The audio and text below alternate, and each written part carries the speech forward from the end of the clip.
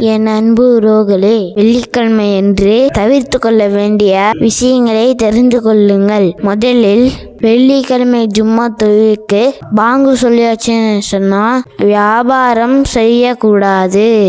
இமாம் பயான் செய்யும் பொழுது பேசக்கூடாது. யாராவது பேசிட்டு இருந்தாலும் அவங்கள பார்த்து பேசாதீங்கன்னு சொல்லக்கூடாது.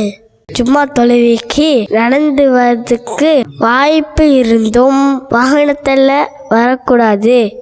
ஏன்னா ஜும்மா தொழுகைக்கு நடந்து வந்தால் ஒரு ஸ்டெப்புக்கும் அவ்வளோ நன்மை இருக்கு. வெள்ளிக்கிழமை அன்னைக்கு வெள்ளிக்கிழமை மட்டும் நோன்பு வைப்பது. ஜும்மா தொழுகைக்கு எந்த காரணமும் இல்லாமல் தாமதமா வருது.